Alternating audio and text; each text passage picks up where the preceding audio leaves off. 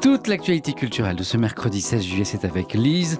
Première info, essentielle, vous allez comprendre, Paris Hilton, la célèbre héritière jet-setteuse, revient à la musique. Enfin.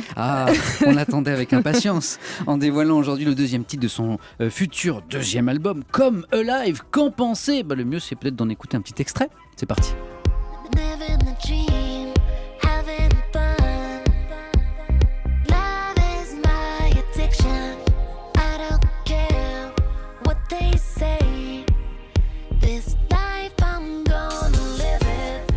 Et voilà, en plus elle chante, c'est le dernier titre de la starlette Paris Hilton, très très sucré, c'est rien à côté de son clip, allez le voir sur internet, tout en rose bonbon, tellement sucré en fait qu'il devrait être interdit aux diabétiques.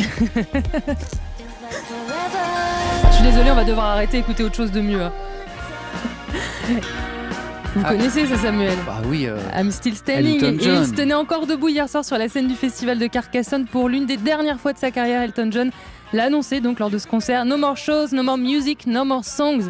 C'est fini, plus de concerts, plus de musique, plus de chansons. C'est fini ? Et ouais, après 46 ans de carrière, il compte désormais se consacrer à ses enfants.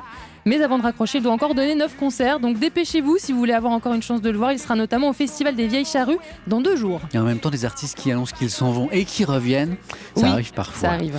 Moi, je vous invite aussi à jeter un œil au dernier numéro de Télérama qui se pose la question, ne serions-nous pas devenus accros aux séries TV ?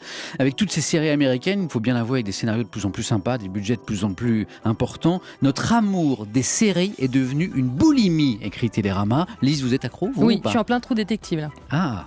Alors en tout cas, selon une étude menée auprès des amateurs de séries, 1 sur 2 avale une saison de 22 épisodes en une semaine. Pour dire qu'il ne faut pas avoir un boulot trop prenant ou alors ne pas avoir besoin de trop de sommeil. Vous connaissez le film Basic Instinct, forcément, Bien sûr, et Sharon sa fameuse scène où Sharon Stone décroise les jambes lors de l'interrogatoire de police. Vous voyez évidemment de quoi je parle. Tout à fait. Et bien 22 ans après la sortie du film, l'actrice s'explique sur cette fameuse scène devenue culte. Sharon Stone raconte que Paul Verhoeven, le réalisateur, lui avait demandé de retirer sa petite culotte blanche car on la voyait à la caméra, c'était pas joli. Mais il lui avait promis qu'on ne verrait rien au montage. Mensonge, puisqu'on l'a tous vu, et qu'elle ne portait rien donc. Et lorsque Sharon Stone découvre la séquence finale, des semaines après, elle raconte qu'elle s'est levée et a giflé le réalisateur. Ce qu'elle n'a pas supporté, c'est la trahison, car elle reconnaît qu'à sa place, elle aurait aussi gardé la scène telle qu'elle au montage. Et rétrospectivement, elle peut quand même lui dire merci à Paul Verhoeven, car cette scène aura quand même changé le cours de sa carrière.